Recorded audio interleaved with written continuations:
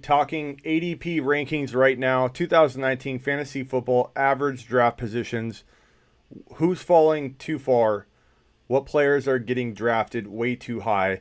That will be the topic of discussion tonight, and we'll take some Q&A as usual throughout the show. So definitely hope that you guys have some good questions for me in the middle of all this, but we're definitely going to tackle the ADP data tonight and stay on topic if we can. So if your questions can revolve around ADP rankings, specifically the players you see in front. So I know everybody's going to toss out, hey, should I make this trade?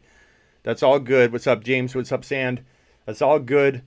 But let's try and stay focused on the players on screen. So if you have a question, definitely toss one out regarding these players. What's going on, baller? So looking at fresh ADP data as of June 28, 2019, we're looking at Saquon Barkley, Zeke Elliott, Christian McCaffrey, Alvin Kamara as your top four. What's going on? Guys, please try and stay with the players on the screen if you have a question. If you got to get something out, go ahead and toss it out. But I might come back to those questions in a minute. But your top four, you're never going to see change. David Johnson, Melvin Gordon, DeAndre Hopkins, Devontae Adams, Lev Bell, Michael Thomas, Julio Jones, Joe Mixon, Odell Beckham Jr., James Conner, Juju Smith-Schuster, Travis Kelce, Dalvin Cook, Antonio Brown, Todd Gurley, and Mike Evans round out your top 20 on current ADP rankings. Now, a great topic, Grant. What about Tyreek Hill? Where do we put Tyreek Hill in now that we know that there's an anonymous source talking about him maybe looking at a 0 to 4 game suspension? So keep in mind, guys, we have no concrete information. We have an anonymous source saying, hey, Tyreek Hill may only get 0 to 4 games. That's what he thinks. Someone of supposed authority is saying this. What's up, Tony? Where Mixon ends up with Williams out. Tony, I've been talking about Mixon being way too high prior to that injury, and now that injury makes Mixon a late second rounder at best for me. And I take a lot of heat all the time for talking about Mixon and insulting Mixon's ADP ranking, which is always right around 8 to 12. I thought before the Williams injury, Tony, that we were looking at one of the bigger bust potentials in the top 12. But that injury to Williams on that offensive line, the shifting they're now going to have to do, the fact that Andy Dalton wasn't going to impress me anyway, and now he's going to have some offensive line struggles with two very inexperienced coaches. I do not think that Joe Mixon's in for as big a year as people believe he's going to have.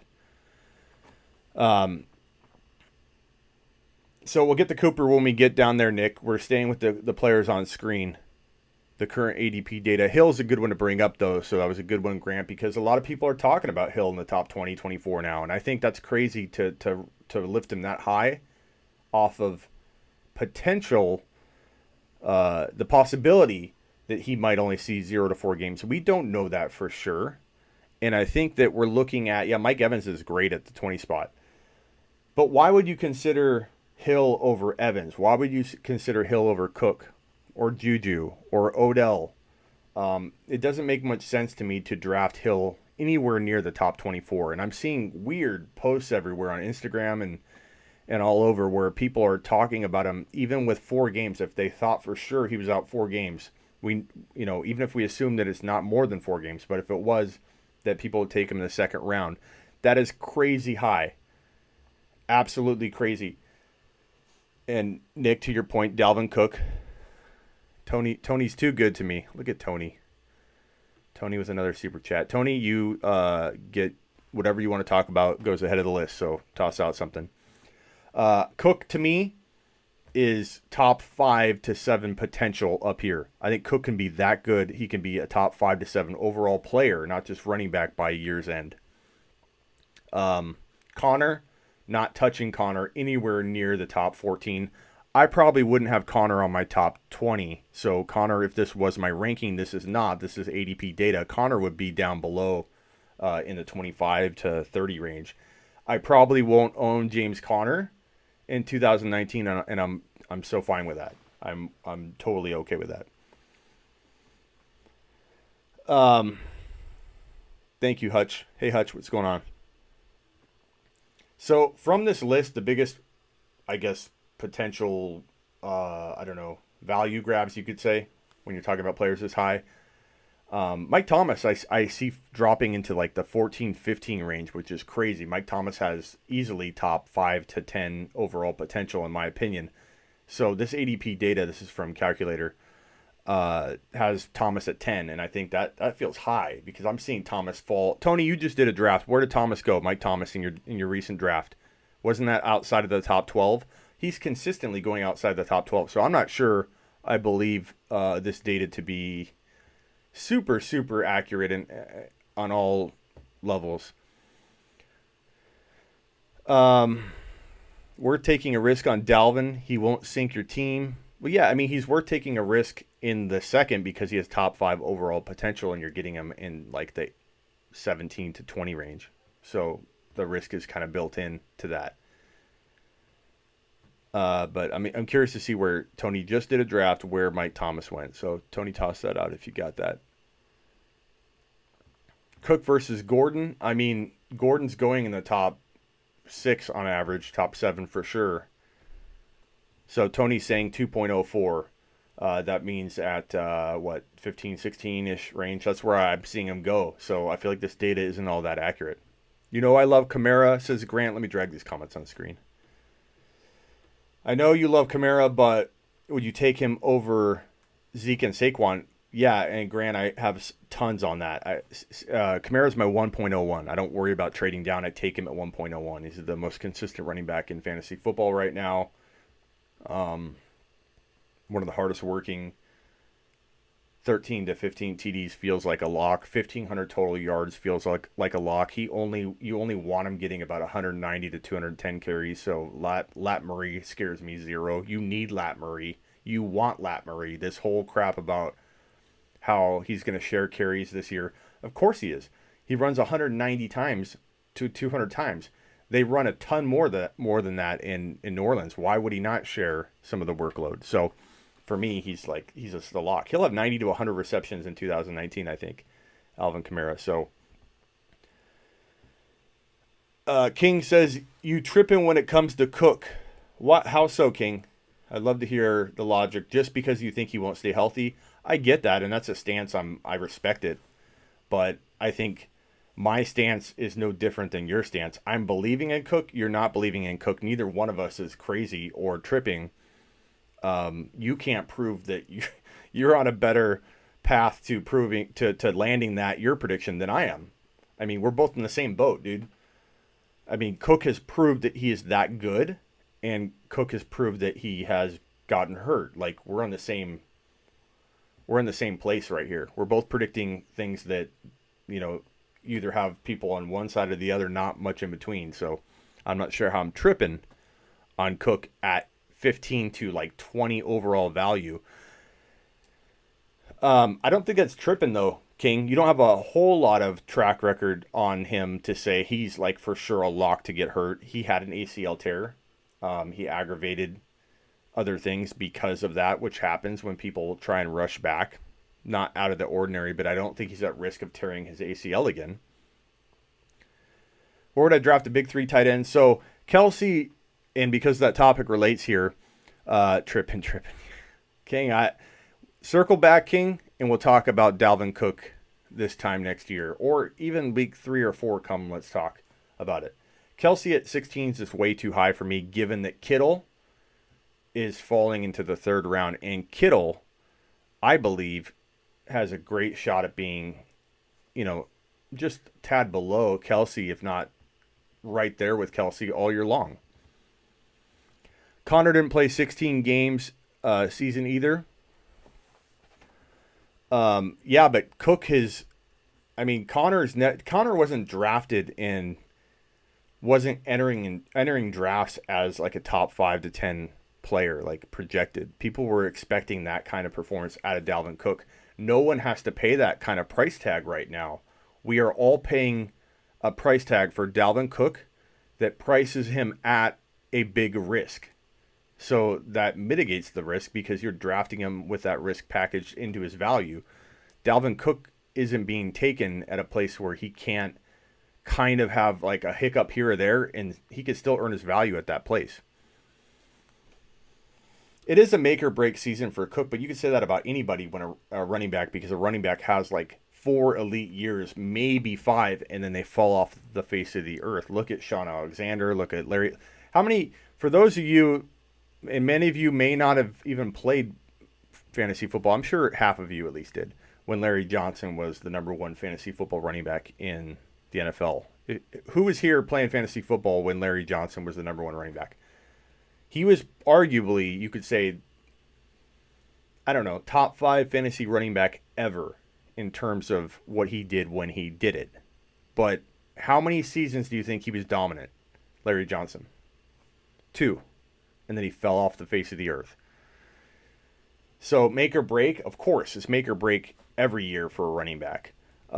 If Cook gets hurt and misses the entire year in 2019, of course you're going to look at him as a very, very risky play in 2020, and he's got maybe 1 or 2 more potential years of being elite. But yeah, we're all going to write him off as being a top, second drafted player, first drafted player. I am old baller, but it's amazing that people didn't play. A lot of my followers did not play when Larry Johnson was playing. Like, to me, that's shocking. I feel like that was yesterday.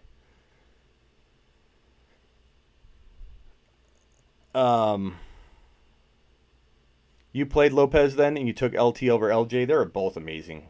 But it's hard to believe that LJ only played 2 years of elite football. That's crazy. Sean Alexander, 5. Todd Gurley, 4. And then he fell off the face of the earth. But that is going to be a story told this year. With Gurley's ADP plummeting, is there a point where you consider drafting him? That's a great question. I get that asked a lot. Not so much on YouTube, but on Instagram, I get asked that question quite a bit. And it's a great question. And the honest truth is, I have yet to experience a draft where, Arian Foster too, fantasy. I've yet to experience a draft where he's fallen to a point where I felt comfortable taking him. But Todd Gurley is nowhere in my top 25. If he fell to a questionable area, and when I say questionable, I mean players like Julian Edelman, who's going in the 4th round. I know Gurley's not going to fall there, but I'm trying to give you an example of where I value him. Would I take him over an Edelman? Sure. Would I take him over a Cooper Kupp? Yeah. I'm trying to think of some 3rd round running backs that I'd pass on and take a gamble on Gurley. I'll take a gamble on Gurley because I know I could probably trade him for way more than that. But Gurley's not falling to me, and I get that, and I'm okay with that, and I'm counting on that. And when Gurley's name is called, and I'm working on prepping for my 2nd rounder, I'm almost on the clock, and Gurley goes, I'm happy. I'm excited. I don't want Gurley to fall to me because I'm going to have to pass on him. I'd rather somebody else take him, and then that bumps one more player that I do want down. So, but I would say far outside the top 25, and I'm going to own Henderson 8 times out of 10 in every draft I do because I'm going to reach pretty high for him. Somebody, if they know me, if they've drafted with me, or they understand my content, then they might reach higher than me, and that's going to be the 1 or 2 times I don't get him.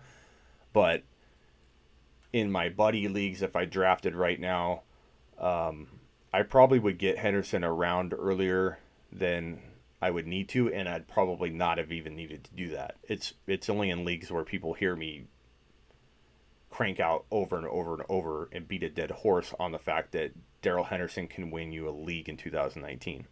What's up, Christopher? What's up? Gritter, yeah, that's a great comment.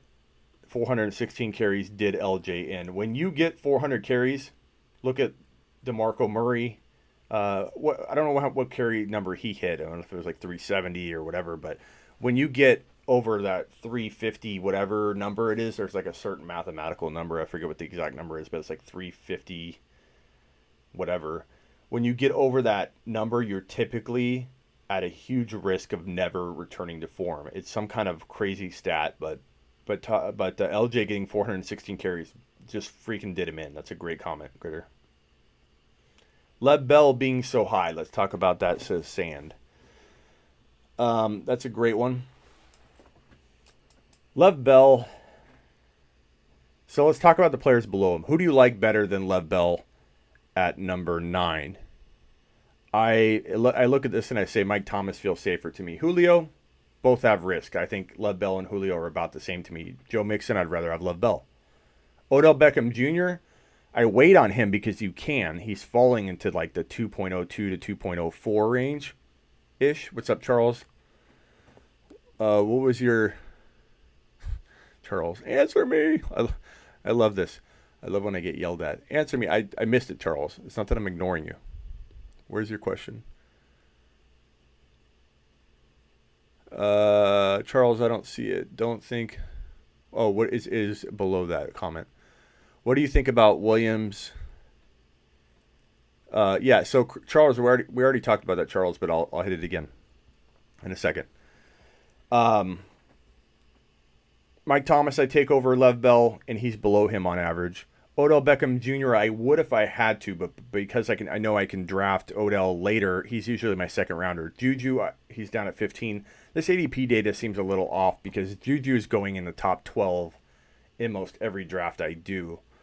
So it's important not to trust ADP data that even if it's using just the last month of data, it still has people doing weird drafts where the data gets screwed up. So be careful using ADP data. Know where people are going in mock drafts that you do, real drafts. But I take Juju over Bell.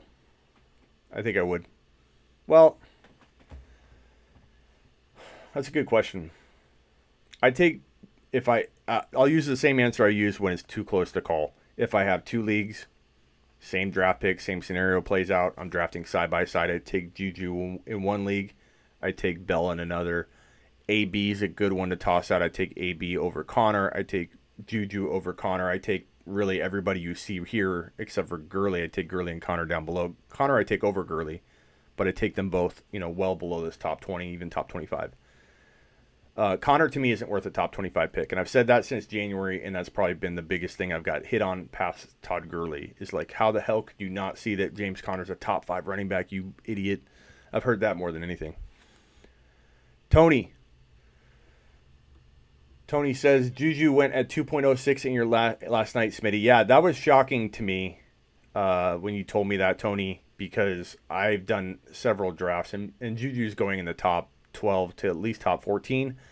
My guess is that you're drafting with, I don't want to say they're not as much into maybe they're getting prepped a little later because Juju had a second round ADP and has taken the hardcore, I'm looking at fantasy football rankings. I don't want to say more knowledgeable people because I think your league's full of knowledgeable people, but I think maybe those that are immersed in it constantly the whole offseason, like January, they're on Instagram talking rankings in the comments of videos.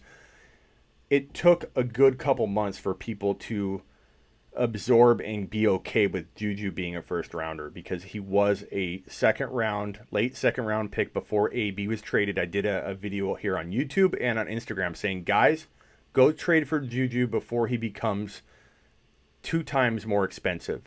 Because AB was still on the roster. They hadn't traded AB yet. And I knew that once they traded AB, this whole fantasy of Juju being a wide receiver 1 in fantasy was going to finally come true. And then his value would climb, and it sure did. But I think in a circle where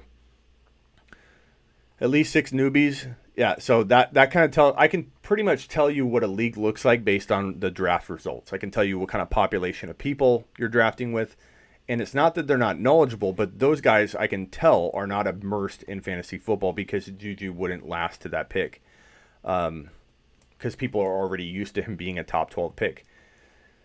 I don't know that I love the value of Juju in the 8 to 11 range anymore.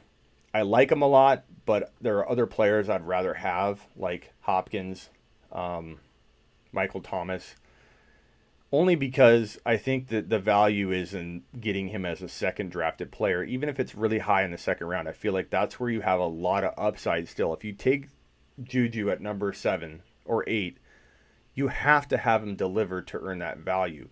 Even a Bell, I like I said, I take Juju in one draft and Bell in the other. Even with Bell, though, Bell at least has the ability to be the number 1 overall player. I'm not saying he will be, but he has that potential. Juju, I think he's going to max out in that 6 to 9 range, even in his best year he has, which is good. That's a great year, but it doesn't have the home run feel that some of these other players could have. Like Dalvin Cook could be a top 5 running back, and at 17, 18, 19, he could explode from that value. Every draft pick you make, you want the player to explode from that value. And if they can't, then I feel like there might be a better player for you to take in your draft when you're on the clock. So keep that in mind when you're drafting. Can this player completely explode from that value? And to answer the Mixon question, I've already talked about that at the beginning, but the injury to Williams out for the year, that line is going to be hurting even more than before. They've had injuries kind of all over the place. They have 2 very inexperienced coaches. OC and head coach have never been head coaches before. They're converted QB coaches, and I don't believe in Andy Dalton. So add in some offensive line injuries. I just think Mixon's in for more 8-man fronts and more 3 and outs and more 8-man fronts than people expect. And that's not going to lead to a lot of production. And when you're down, which I fully expect Cincinnati to be down a lot, in the 3rd and 4th quarter, Mixon's only production will come from receiving. And yeah, he's a good receiving back, but are you really going to be able to count on that week in and week out if they're down? Jackson, over the second half of the season when Breeze fell off in a 0.5 PPR format, MT averaged 10.6 PPR or points per game. He's overrated in my opinion, says Jackson, not me. What do you think? I think Breeze will be okay for another year, for sure, and then we'll reevaluate this, I guess, after that year's over. But Mike Thomas, I mean, here's the thing about wide receivers, and I get this with my N'Keal Harry prediction. I predict that N'Keal Harry will be a top 1 to 4 fantasy football wide receiver within 1 to 2 years. That doesn't mean he'll be there this year. I don't know why people say that, because I get hit really hard on Smitty. He's a rookie, and I get comments about his rookie year. Like where in my statement in 1 to 2 years he'll be a top 1 to 4 fantasy wide receiver do I say that he'll do that in 2019? Because that's the most common reaction I get. I don't know how people take what I said there and have that comment and reaction to it. That means that by entering his 3rd year, we will be talking about him being 1 to 4 overall for wide receivers.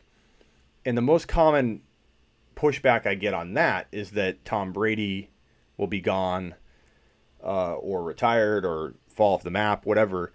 Teams have a lot of time to develop. And look at Kyler Murray in Arizona. No one saw that coming a year ago.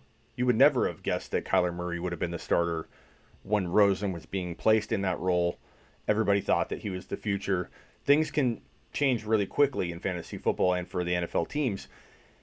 And if you think back to Calvin Johnson, DeAndre Hopkins before he had Watson, but Calvin Johnson before he had Stafford, there's a lot of players that don't have an elite QB, a lot of wide receivers that can still be elite fantasy football wide receivers. And N'Keal Harry will survive. He is that caliber of a talent, in my opinion, as the Calvin Johnsons, as the DeAndre Hopkins. He will be that caliber player. He will make his QB good. Belichick, whether he's there or not, is a great developing type of coach. He develops talent better than anybody. And look at Jimmy Garoppolo. And I wish that Jimmy was still there. I do. But Stidham could be a good player they drafted. They could develop. They have a good eye for talent. And that guy has a lot of similarities to Tom Brady coming into the NFL. So Stidham could be that good. If he's not, I think they develop somebody. And so, to me, N'Keal Harry could be a top 1 to 4 guy of the future. To me, I'm not worried about guys like Mike Thomas because you're worried about Drew Brees down the way. I know some people think that down the way is actually here, as the comment alludes to, but I don't. I think Drew Brees will be fine for another year, good enough to make Mike Thomas a top, 1 to 3 fantasy wide receiver. But Odell Beckham Jr., Kevin, to your comment here, Odell Beckham Jr. and Eli. So look at Odell. He still played well. He got hurt. That's the big reason why Odell wasn't delivering. But Odell, to me, dynasty-wise, I love him. I know he's got injury risk, but he's going to be happy. He's going to be motivated. He's practicing probably harder than he ever has in the past because he's happy and he wants to win. And the Browns are going to win. So Odell's going to have a big year. I think Odell's going to have a better chance of being healthy. Plastic says, Rashard Matthews helps Michael Thomas a lot. Smitty. We'll see. When are you doing another mock draft with your followers? Grant, I don't know. I'll do a couple a week, I think, or at least one a week. So maybe I'll do one tomorrow. I don't know. Why Mixon over Cook if you have so many negatives on Mixon? What do you mean, Tanner? This is ADP data, not my rankings. I wouldn't draft Mixon in the top 20. What's up, Gary? Yeah, Tanner, this isn't my. This is an ADP rankings. How about Brady then? I think Brady's going to be fine for another year. I think people are. I don't know if you guys remember about 4 years ago. I'd say about 4 years ago, maybe 3.5, 4 years ago, people were talking about Brady being completely done. I want to say it could have even been 5 years ago. So it's funny how I need to see a bigger decline than to think Brady's done. Now, is Brady a top 5 QB? No. But does Brady make a fantastic backup plan for you if you draft like a Mahomes and Brady falls to double-digit rounds? Absolutely. Tom Brady's a steal in that range. No problem, Tanner. No problem at all, my friend. Nope, these aren't my rankings. Grant.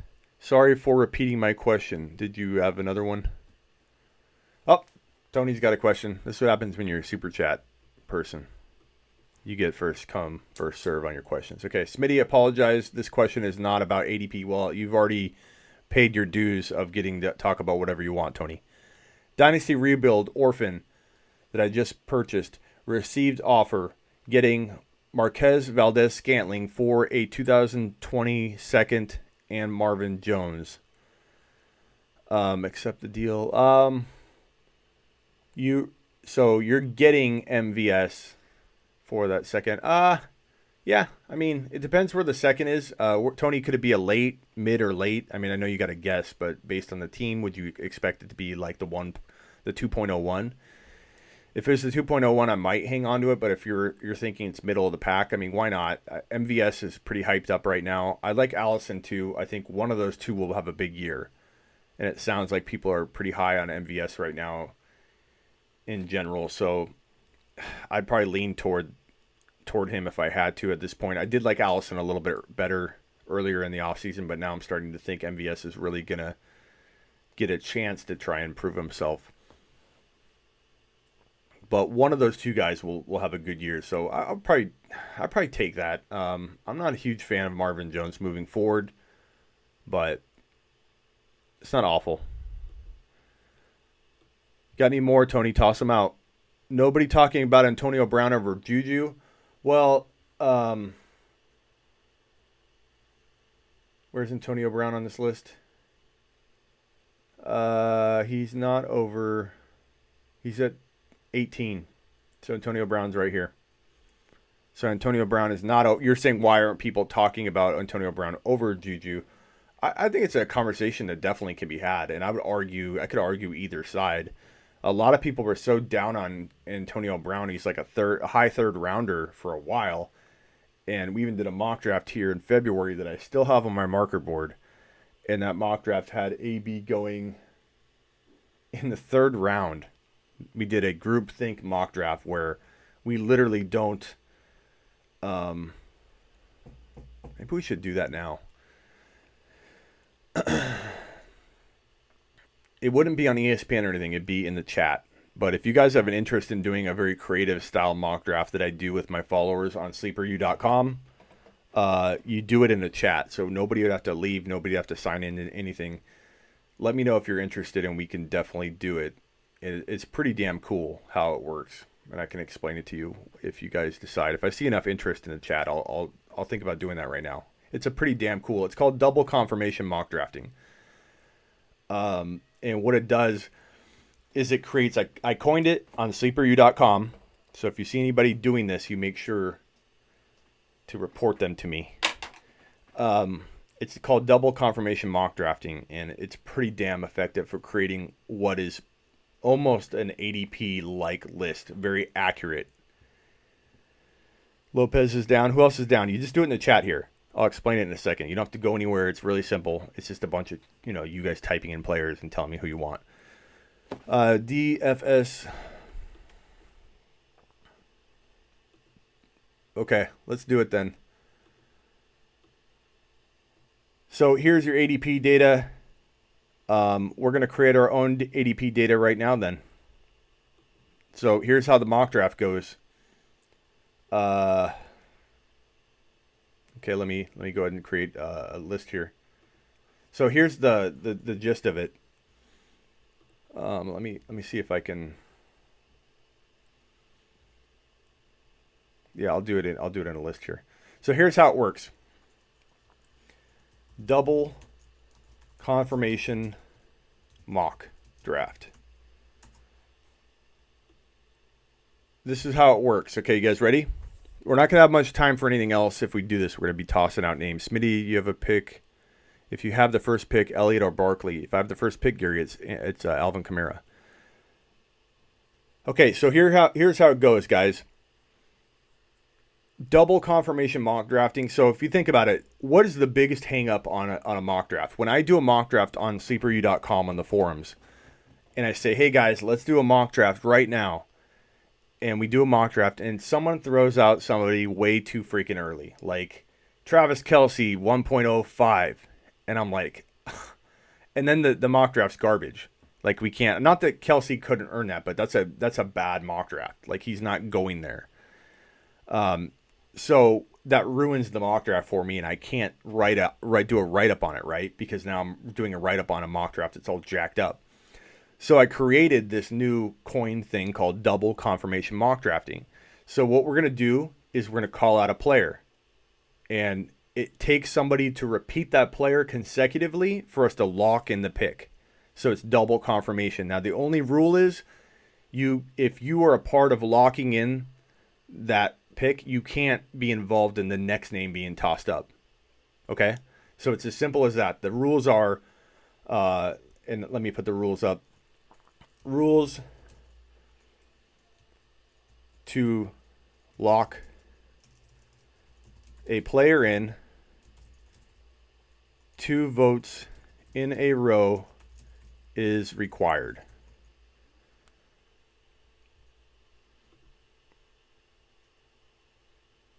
Yeah, be serious with the mock draft, please. These are the 2 rules. That's rule number 1. And rule number 2, can't call a name out if you helped lock in the previous player.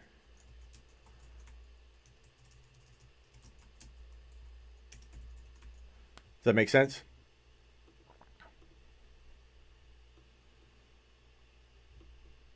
Whoa. Okay, so let me give you an example. Alvin Kamara, Saquon Barkley, Zeke Elliott, Alvin Kamara, Barkley. Barkley would be the 1.01.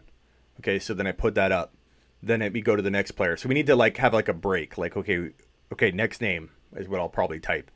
Then it goes Kamara. Boom, Kamara's the next name up. It takes two people in a row, 2 boneheads in a row to screw this up. Pretty simple, very, very simple, but it creates a very accurate ADP feel because you're using at least 2 minds to think alike in order to get it. So let's go. Who's the 1.01? It needs 2 players in a row.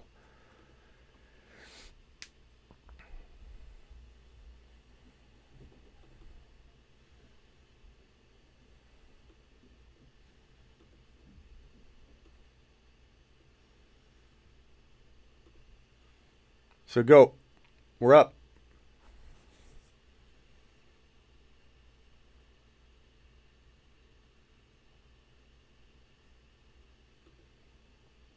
Toss it out. Barkley, Zeke, we don't have a double confirmation yet. Kamara, we don't have a double confirmation yet. Zeke, still don't have it. Zeke, hold on. Pause. Zeke Elliott is the 1.01 because we had 2 in a row. Does it make sense? Is that simple? Now, those of you that helped make Zeke that pick, you can't nominate. But you can be involved in the pick. You just can't nominate the player. So it's that simple. Okay, so we are now. Go ahead. We'll start now. Barkley for the 1.02. Kamara. Barkley. Currently it's Barkley. Barkley's the 1.02. So hold on a second. Pause. 1.02 Barkley.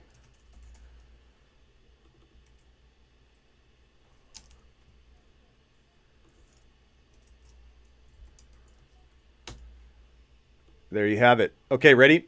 1.03. Kamara.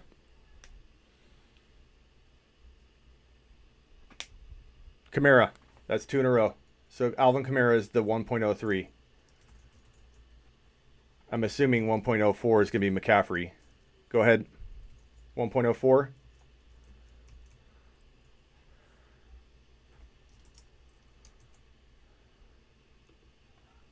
Okay, so Kamara's already locked in, guys. Okay, so who's the 1.04? We already have Kamara. CMC. Kamara's already taken. Is this delayed? CMC. Okay. Break. Who's the 1.05?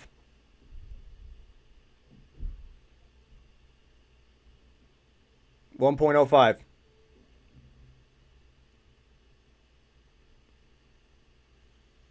If you're just joining us, double confirmation mock drafting. Hopkins is the first name tossed out. Gordon. David Johnson, all 3 different. Josh Gordon, stop, Nick. Don't screw it up, Nick. Come on. Gordon, DJ. DJ is 2 consecutive names tossed out, so David Johnson becomes the 1.05. Break. 1.06. Starting now. Go. Gordon's the 1.06. It's that simple. It's crazy because this makes it such an accurate way because it's hard for 2 people to be boneheaded at once, really. Hopkins. Hold on. You guys are going quick here. Hopkins is the next one. 1.08. All right, who's up for 1.08? DJ already went, guys. So hold on. Let's back up a second. We got people kind of tossing out names that have already, well gone. Gordon's already gone. We got it right here. Hopkins is already gone. All right, Bell. Gordon's already gone. He went 1.06. Hopkins already went. It's right up here on the board, guys. Adams. We're at 1.08. Adams. Okay, so hold on. Adams, and then we're at 1.09 starting now. So Adams went at 1.08. We already got him in there.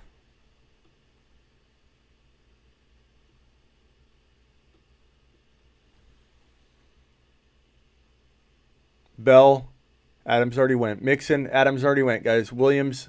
See, Gary, this is where I like Williams a lot, but you would be drafting him way too high, and that's why this is good, in my opinion, because your assessment of Williams might be valid, but it's way too high for a draft because you'd be taking him 10 picks too early. So this helps contain those kinds of things that can make the mock off a little bit. Mixon, Bell, Mixon. Whoa. Okay, Mixon's the pick, but I think that's way too high myself, but that's the pick. You guys did it, and that's kind of how I'm seeing Mixon get drafted. So this is very accurate as to what a mock would look like. Mixon is going that high. Okay, so here we go. we have a little bit of a delay. Let me see if I can turn off Wi-Fi and get back on to... Okay, let's see if we're there. All right, so now Bell. 2 bells in a row. So Bell is the 10. Am I delayed now? Or are we good? So I'm writing Bell in right now. Bell is up. And now we're at 1.11. Am I still delayed or are we back? Okay, so Bell is up. We're at 1.11. We have a Juju. We have a Julio. Bell's already taken. We have a Julio. We need 2 in a row. Julio. Julio it is. Am I still delayed? I'm typing Julio right now.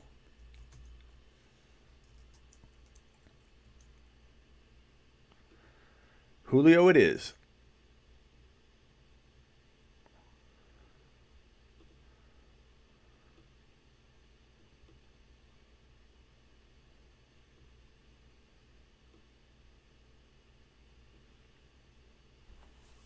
All right. Going back up, Juju, Odell, Thomas. Julio's already gone. Odell, Cook, Thomas. Okay, hold up. Come on, Nick. We're not playing around here. We need a serious mock. So double confirmation mock draft.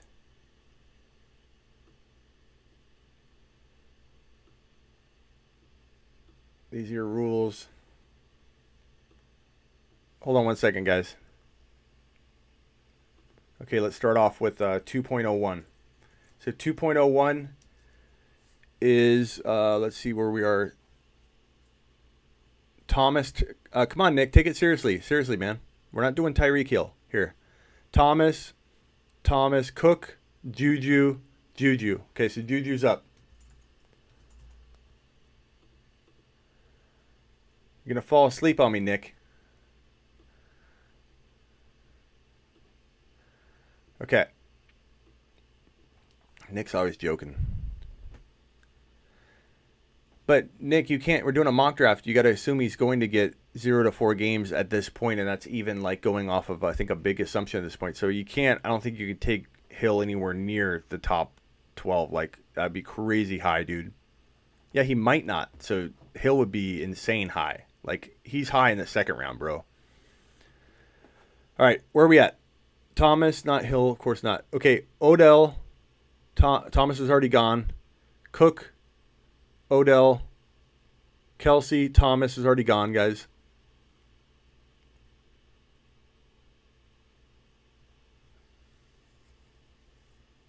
Thomas is already, or is he gone? He's not gone? Thomas isn't gone yet? Yeah, Thomas isn't gone yet. Crap. Okay. That's crazy. Juju went ahead of Thomas. Sorry, I thought Thomas had gone. My bad. Look at me, Nick. Now I'm screwing up.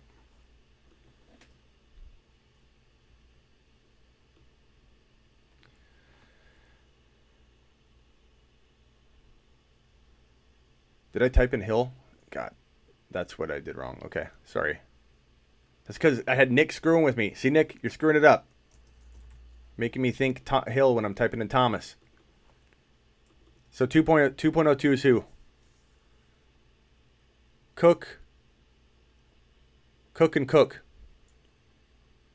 So Cook would be 2.02. All right, who's 2.03?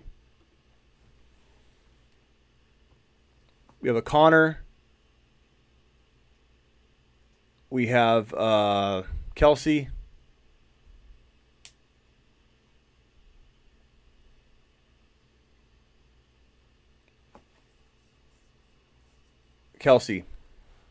We have 2 Kelseys in a row. Yeah, my bad. I wrote Hill because Nick was saying Hill. So I tossed it out there. Damn, Nick. All right. Nick, you're playing with my mind, man. Kelsey. All right, who's next? 2.04.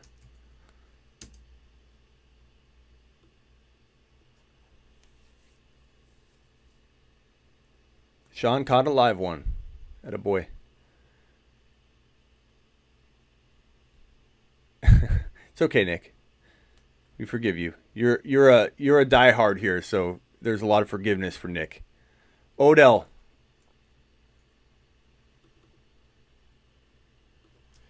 So 2.05 is who?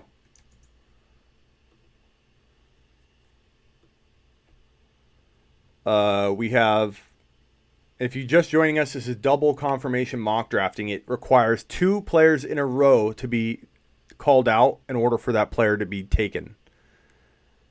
Odell's already gone. We have a Connor. We have an Odell already gone. Chubb. Odell's already gone. Maybe we're on a delay again. 1 Chubb. We got 2 Chubbs in the room. We got 2 Chubbs. 2 Chubbies. Chubb it is. 2.06. Evans is 1 call. I like that Evans. I think Evans is a good spot here.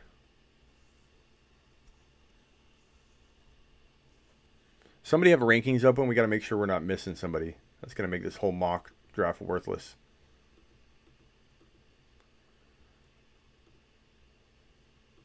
Let me put this over and just make sure we're not screwing this up with the group think here.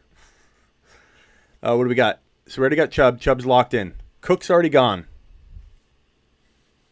Why are you laughing, Grant? Evans it is. And if I miss something, let me know. Connor, Mahomes, Chubb, Cook.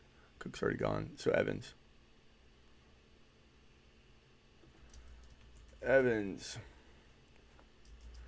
So we got guys like Antonio Brown left. Let me see. We got Kamara, McCaffrey. We got all those guys. Just make sure we're not missing any big names. Damian Williams. We have Connor. Aaron Jones, Montgomery left at running back. At wide receiver, we have Antonio Brown, Thielen, Hilton. We got Kittle left. Mahomes. Where are we at? Kittle. Yeah, Evans is locked in. Mahomes. Okay, Mahomes. That's early. I love Mahomes in the 3rd round, and I get ripped apart for that. So in the second's pretty high, but it's where you see his ADP going. AB. So AB 2.09. Mahomes, Brown, D. Williams, AB. We already got AB off the board. AB's gone. James, I might be on a tiny delay.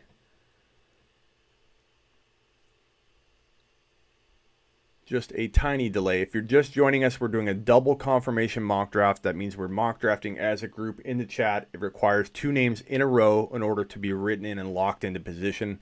This helps protect bonehead call out where somebody goes, Kelsey, 1.02.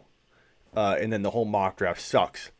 This protects that. I coined it on sleeperu.com, and it's an amazing way to grab a hold of really quick ADP-like data. Kittle, Ertz, Mahomes, Connor, Kittle. So Kittle it is.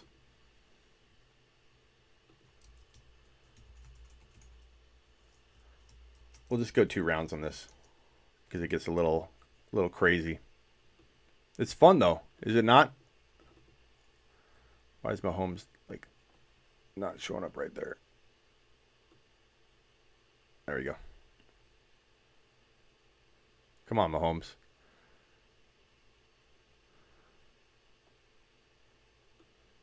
There we go.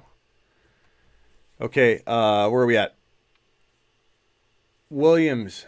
Allen Williams. Kittle's already gone.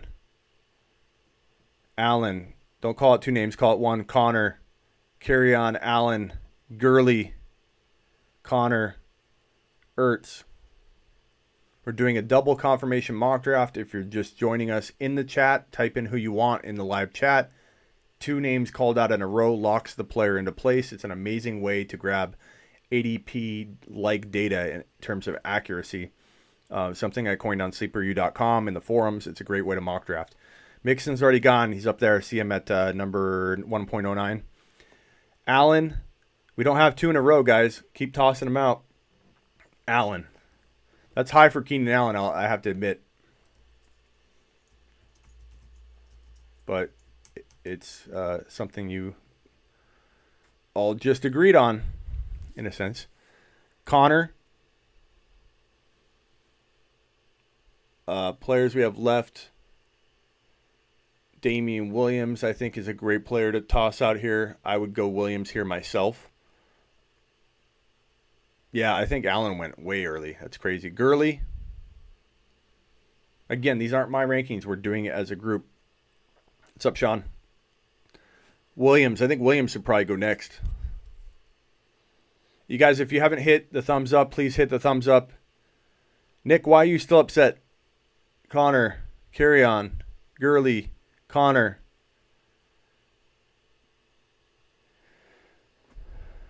Julio's already... Oh, Aaron Jones you're talking about. Connor. Okay, Connor. Not my pick, but that tends to be where Connor goes. So this is pretty accurate. Pretty damn accurate, if you ask me, as far as ADP goes. Connor is on the board. Williams, throw Williams out. Williams needs to be here probably. Or who else? I think Damian Williams deserves a look here. What do we got? Who's going to toss out Williams and lock this puppy down? Williams, boom. So pretty cool way to mock draft, right? And while you may disagree with some of it, so that's it, we're done. While you may disagree with some of this, and I do, Aaron Jones probably is typically a third rounder anyway, so that makes sense why he isn't here. But in your personal rankings, you like Aaron Jones higher than some of these guys. That's great news for you, DFS, because Aaron Jones is going to go in the third round. But as much as I disagree with some of these rankings here, this is what ADP data looks like. You have Mixon going too high, in my opinion. And if you like Mixon there, that's fine. I'm not right about everything, so take in what you want.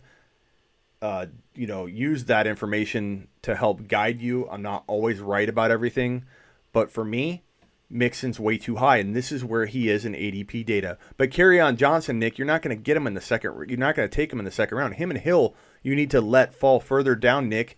Take them because you believe in them, and you dominate because you took them late. If you take Hill in the first or second round before you even know what's going on, and you take Kerryon Johnson in the second round when he has no business being in the second round based on where he's going, not based on where he's going to, how good he's going to be, you're going to lose your league, Nick, if you take those guys too high because you're going to have no firepower behind him. But ADP data suggests that Mixon is right here. ADP data does suggest Julio's about right here. Mike Thomas about right there. Juju is going higher in a lot of drafts, but this is the data, man. This is amazing data because it represents groupthink, not one person throwing in a bad pick. No offense, Nick, but like Hill could earn that, but Hill going in the second round, to me, let alone the first round, is madness. And you could clean up getting him in the third round, Nick, but you have to make sure you take him in the third round.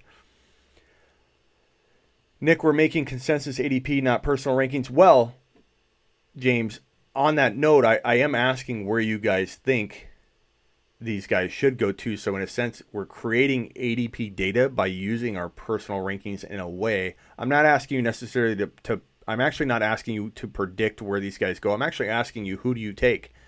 And given the double confirmation aspect of this, it will create, James, ADP-like data. So I do actually want you thinking about who you would take. Can I post this? Yeah, I can post this for sure. What's good, Watkins? You just missed a double confirmation mock draft that we just pulled off here.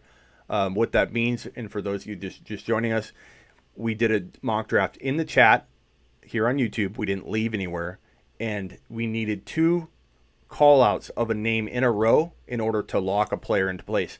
Maybe we do this again this weekend, and we do 3 rounds of it now that you guys kind of have a feel of what it's all about. And it's crazy. When I did my 24-hour live stream in February, when I kicked off the Fantasy Football Show, and it was brand new, I went on and did this double confirmation mock draft, and we went through, I believe, round 1, 2, 3. It's all up on the board right here. I have it on the marker board from February. 1, 2, 3, 4. I think we went through 4 or 5 rounds, and it's just so accurate. It depicts what the average person's going to do because it's so hard to screw it up. And I coined this on sleeperu.com because we would do a mock draft in the forum and somebody would screw it all up. They would throw somebody in way too high, and then we couldn't use it. I couldn't write it up. I couldn't make an article out of it because somebody darn screwed up the damn mock draft. And I was like, how can we get it so that one person doesn't screw it up and I can write it up? And this was it. So I coined this on Sleeper U. It's freaking amazing. I love doing it. Sometimes it's more fun than an actual mock draft because you guys all get to get involved in it. Whereas if I do another mock draft, only 11 other people can jump in. So it's fun. Why DJ over Gordon in the 5th? Can I give you a reason? I didn't draft it. It's arguable. I mean, you could argue either one, but I personally have Gordon one spot higher.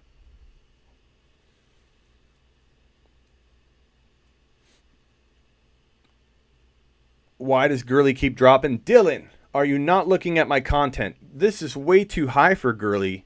Where is he at? Where did Gurley go? Oh, did Gurley not go? Thank God. I don't even remember what I wrote. This is good. I like that Gurley didn't go. The reason, Dylan, is because Gurley is done. He may try and drag himself along for a couple weeks, but the Darrell Henderson show begins in 2019. I'm hoping earlier versus later, but get your tickets because the Darrell Henderson show is going to be sold out very soon.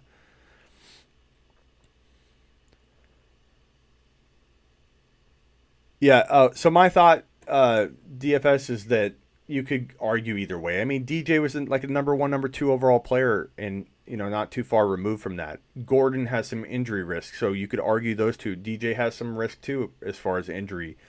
Both of them are going to be in pretty good offenses that fit their skill set. Both of them could be easily top 4 to 5.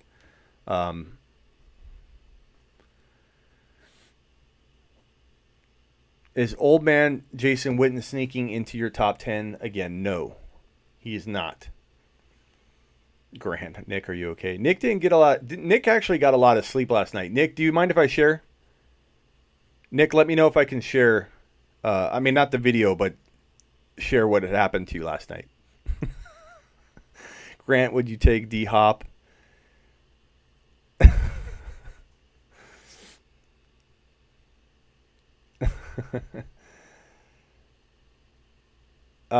Okay, so you guys like this?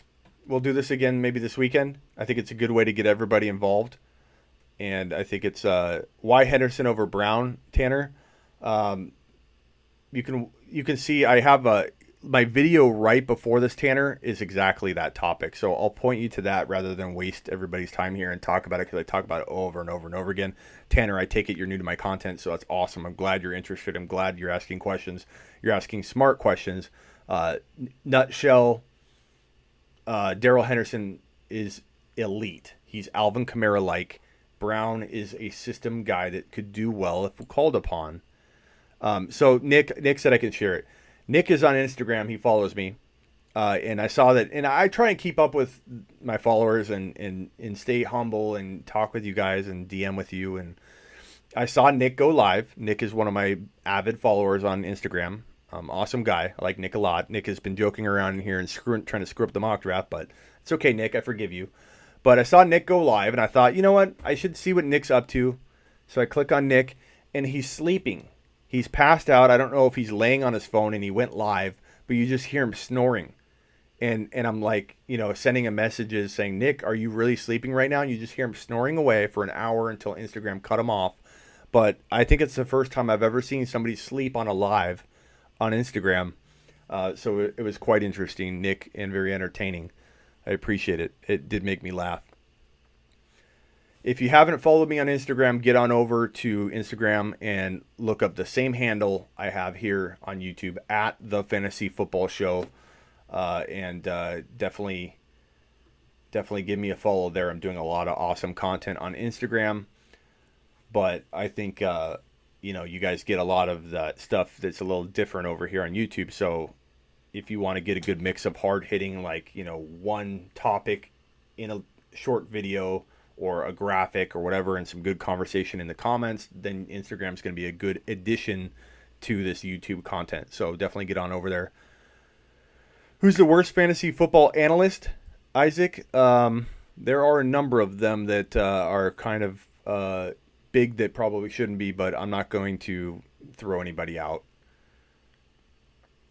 Grant, I watch all of your videos on IG. Thank you, sir. I try not to repurpose everything. I try to do original content on IG and do original content over on YouTube because I want both of the channels to really have standalone value.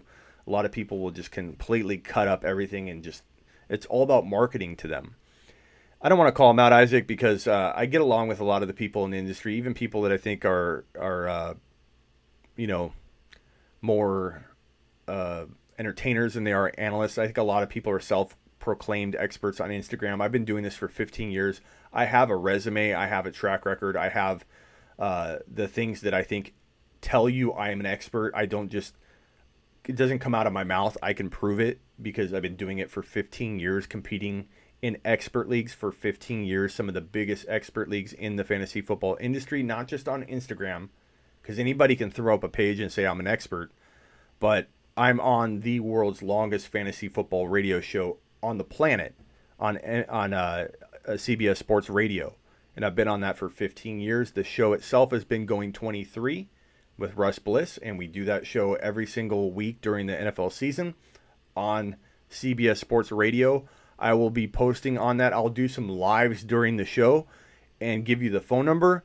You can actually call in and ask questions live on CBS Sports Radio while we talk fantasy football for literally like 20 straight weeks. What is your worst take in 2018? God, I'm not trying to. I've had some big misses. We all have. I mean, if anybody tells you they don't get at least 25% of their content wrong, like from year to year, that's an amazing year if you hit on like 75% of your big stuff.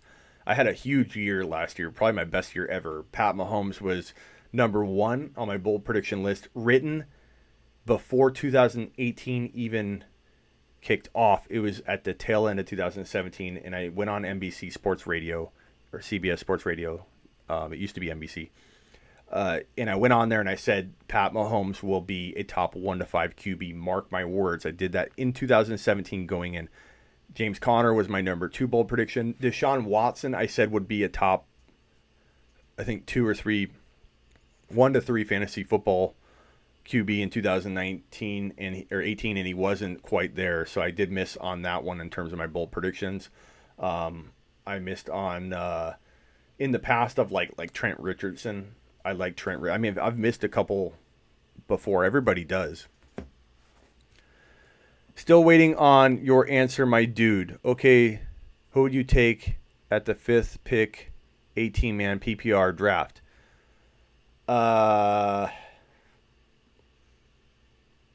Gordon or Hopkins? Adams, Hopkins, or Gordon? Man, if I had the 5th pick in 3 different drafts, I would split it between those 3. They're all very, very close, and honestly, it kind of depends on the drafters I'm drafting with. If they're heavy wide receiver guys and they let running backs fall, you got to know your owners and curb your approach to that too. So I can't really give you an answer. All I can say is if you're playing a league where people go running back heavy, like heavy as all hell, then you might want to consider grabbing Gordon, but you could also go against the grain. You could even trade down and take wide receiver, let everybody load up on running backs. Then by about pick 15, everybody starts going wide receiver, or vice versa. You can go against the grain and clean up.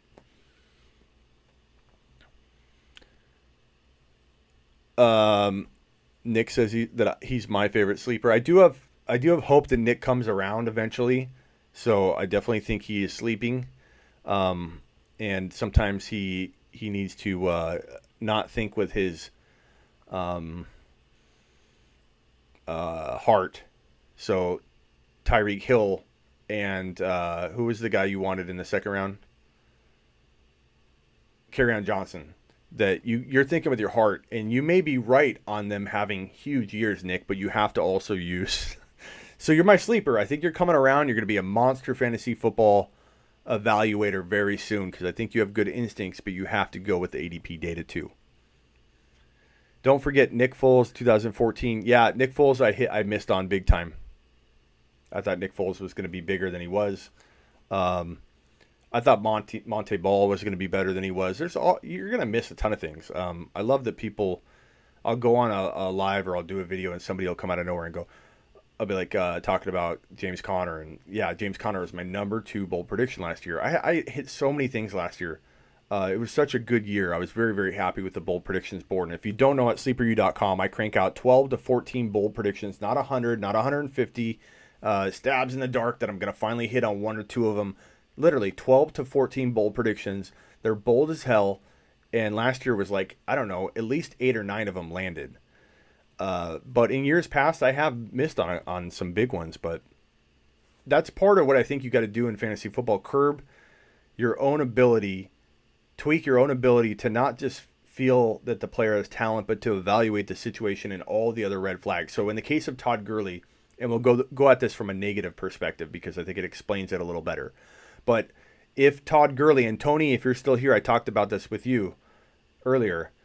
If you look at a player like James Conner and you say, oh, he got hurt last year, and that's your only reason for calling him a bust or a potential risk, you could be right, and your gut might tell you he's going to get hurt, but you have a very strong probability that could go either way, and you could be wrong. So you're not going to be very good and accurate at predicting the bust prediction because Conner could go either way on that. But when you look at the fact that Conner has also Jalen Samuels, who's very talented, even better of a receiver, and if you want to argue that, you really don't have a case because Jalen Samuels was tight end eligible entering in his rookie year last year because he played all over the field at NC State. So he was a tight end and running back in Yahoo leagues. He's a better wide receiver. He just is, flat out. Conner's good, but Samuels is better. So Conner got hurt. By itself, you can't use that. Samuel's being really good, that's another red flag, but you almost can't say that's going to predict that he's going to get, hurt or whatever. But then you mix in that Eddie Faulkner, the running backs coach for the Pittsburgh Steelers, was Jalen Samuels' college coach at NC State. You have another huge red flag and a rapport there between the two that's going to make Samuels get on the field. And then you have the team talking about using a running back by committee, potentially. And then you have the fact that Conner not only got hurt last year, he hit a wall and was very bad for a stretch of games before he got hurt. So my point being this is on some of the busts that and I talk about this in my training for fantasy football and how to get you guys better at your own skill set and drafting players and tweaking and honing on your skills and how to become better at a talent evaluation. Because you can only do so much with, hey, this guy's good. This guy has potential. You have to be able to read all of it and then assess yourself and you're in tweak and hone in on how it is that when you're right and when you're wrong, so you can trust your gut instinct and all that. So anyways, for me in a nutshell, looking at something is putting it all together, all the pieces together, looking at all the red flags, or in the case of a breakout, looking at the situation and not saying, okay, Aaron Jones could be a breakout. Aaron Jones could be a top 5 running back. He has that much upside. But you have to, okay, so what obstacles do we have? Okay, he's gotten hurt a lot. Green Bay potentially could use multiple backs. There's some red flags there. But what makes Aaron Jones finally lock into, okay, this year I believe in him, and I don't think I'm going to be wrong unless he gets hurt. But I don't think I'm going to be wrong on Aaron Jones because I have new pieces of this puzzle that make me think, okay, not only is my gut instinct on Aaron Jones going to be right, or I'm right in terms of him having the talent, I feel like the situation's also in line. They don't have competition there. He's working out and ripped and taking things very seriously this offseason, which should lead to a better chance of him staying healthy. The team's excited about him. Aaron Rodgers is excited about him. And they have a new coaching staff that is going to get back to them scoring a ton of points. So when you look at Aaron Jones now and you put all those pieces together and you learn how to do that, you learn how to take in all of the variables and line those things up against your gut instinct for a player's talent, that's when you hit a home run more times than not with your breakout and bold predictions. And that's what I've crafted over the 15 years. I used to just say gut instinct. I mean, I look at data, but I've had to tweak that skill myself. And that's why I think I've become so good at bold predictions, is because I've learned how to not let myself interfere with the process of coming up with these bold predictions and let my excitement for a player's talent cloud my judgment. It's a very hard thing to master, but it's the one way to land your bold predictions time and time again. And it's why I'm known for my bold predictions, because I do land them. I didn't always land them as accurately. I did good with them. I had good at gut instincts. But the years when I did miss stuff, like in the early 2000s or the mid 2000s, I'd have a huge year because my gut for these players is amazing. But I wouldn't assess the situation as well one year to the next. And so while I don't think I was wrong about the player's talent, I may not have hit on that player breaking out because I didn't see the situation as clearly as I should have. I let myself get clouded by my ability to love that player's talent. So hopefully that gives you a better indication as to why I land bold predictions so accurately and why that has become my thing, you could say, that people seek, and it's very sought after, is my bold prediction list.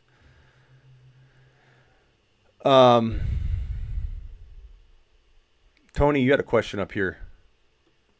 Tony. Still here, Smitty, working on some jury instructions at the same time. Attaboy. That's how you do it. Tony's one of the most dedicated followers I have now. Just instantly, Tony jumps in, and good contributor, good attitude, very supportive. Tony's the man. Good drafter. I just witnessed him draft an amazing team yesterday. All right, guys, I'm out of here. I appreciate you doing the double confirmation mock draft. One of my favorite things to do with my followers and supporters, and I hope that we do another one this weekend. If you missed it, this is a mock draft on screen, not my rankings, not my mock draft. I wasn't even involved. What we did here, thank you, Tony. What we did here is double confirmation style. I say go, and everybody nominates who they want to be the 1.01. And it takes 2 votes in a row to lock the player in. So it's like Elliott, Kamara, Barkley, Elliott, Barkley, Elliott, Elliott. Boom. 2 Elliots in a row was required. Elliott's the 1.01. Then I say break. Okay. Now 1.02. Barkley, Kamara, McCaffrey, Barkley. Then Barkley's the 1.02. So that's how we came up with this list. Very accurate to what an ADP data actually looks like. And it's pretty awesome. Would you draft Dexter in Dynasty? Dexter who? Nolan, my notifications are trash. I wasn't notified you were on until just now. Sorry, Nolan. Nolan, do you have me on IG? I can try and add. I think you said you didn't have IG, but if you create an IG account, I could try and DM you too on occasion when I'm going on. What else was I going to say? I plan on doing a followers league, subscribers league, actually, a YouTube-based subscribers league. We started to do that before it kind of fell apart when we took it offline, so I will be creating that. It will be a first-come, first-serve type of thing. Only Tony's probably going to be alerted immediately. But it'll be a subscribers league. I'll come on here, I'll post the link, and it's first come, first serve. So I have your notifications turned on. Make sure you subscribe, hit the bell so you're alerted when I go live, and you'll immediately see the topic. If it's like, hey, we're going to do a league, I'll probably give everybody a good 5 or 10 minutes to get in to the chat before I post the link. Let the room fill up on the chat on YouTube, and then I'll say, here's the link. Post it, and then literally the first 11 people to click will get into the league. We'll probably do something very small, like 10 cookies, 20 cookies, just to make it fun and competitive. I think, that would make it fun. But we'll go from there. All right, guys. Whedon, maybe. Why not? All right. I appreciate you guys. Please subscribe. Please follow. Please tell your friends. If you don't want to tell people in your competitive leagues, that's fine. At the water cooler, people that may casually play football, somebody you're not scared of being good at all or competing against, you tell them. The more people that know about the show, the bigger it gets. And my goal, Tony, is to have a 10-2 show. Literally Monday through Friday, maybe even, Sundays too. All days, all morning Sundays. Monday through Friday be the first 10-2 YouTube show where we literally, I'm on at 10-2 every single day. Be like the Mike and Mike, or the Mike only, if you will. And have people on the show too. And I do interviews with other fantasy football writers and analysts, and it makes for good content. But that's my goal. And thanks to people like Tony and all of you who subscribe and get that ability for me to go get sponsorship. And I do have an announcement for one of my first sponsorships for the channel. And the channel is only less than 6 months old, about 5 months old. I've been doing fantasy football for 15 years, sleeperu.com. But the Fantasy Football Show is a new branch. The video version of my content, which I've never really done. I've done TV interviews and TV spots, and I do the radio show. But I've never come on to do consistent video content. So that's why I created the Fantasy Football Show. So I had a separate, by itself, compartmentalized version of my content that I could promote and get out there. In literally about 5 months, we've gone from 0 to whatever subscribers we have now, 14, whatever, hundreds of subscribers. Now monetizing videos thanks to you guys and all your awesome help. Thank you, Tanner. Thanks to all of you guys and your help. Monetizing now, and I've got a sponsorship in the works, and it just makes it so much easier to get to that 10 a.m. to 2 p.m. show that I want to do every single day for you guys. Be the only YouTube channel in fantasy football that literally has a slotted show that's live every single day. I think that would be amazing. That's my goal. I hope to do it. Thank you guys. Appreciate you. See you soon.